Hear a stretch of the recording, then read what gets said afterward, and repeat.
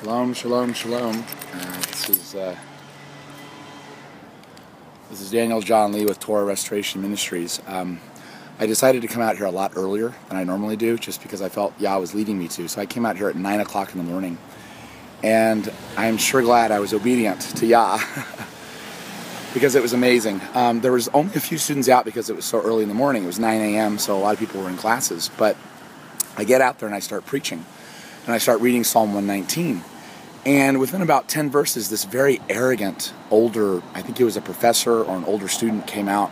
He was an older man, like maybe in his 40s or 50s. And he said, Daniel Lee, like he knew my name. He said, you're not wearing the tzitzit right. And I said, oh, really? So I opened up Numbers 15:37 and began to read it. And he got so furious because I wasn't reading it in the Hebrew. I was reading it in English. He got so furious that he said, Daniel, you have a felony on your record. And I said, no, I don't. I've never had a felony on my record. And then he raced away. Well, that attention drew a crowd even early in the morning.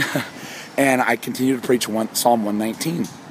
And then the crowd sort of faded, and then there was just maybe a handful of students just sitting and listening. I wound up for the first time in the last 3 or 4 times I've come to PSU, for the first time I got through the entire Psalm 119. And my voice was so loud that Yahweh supernaturally amplified it, which is a miracle. Because, I just want to make sure I'm holding the camera right. It's a miracle because my throat has been hurting. Last couple days I've had to take some tea and some tinctures and take some herbal supplements to try to help my throat. And my voice was louder than it's ever been. In fact, people were even I could tell people were calling on their cell phones, trying to call the police, trying to get me to shut down. But of course, no police came out. I got through the entire psalm, and then I started preaching about what you have to do to be saved. You got to grab the tzitzit of Yahshua and just cry out to him that only his blood atonement can save you. And that really impacted a particular male student who was sitting right in front of me. I could tell conviction was coming upon him just by looking at his face. And then I started preaching about evolution and how, evolution's stupid. I exalted the Rosh limit again, the moon, how the earth is young. It's 6,000 years old. And I cried out my website because my voice was being so loud. I was only out for an hour. I started about 9 a.m. or a little before 9, and I stopped around 10 o'clock in the morning.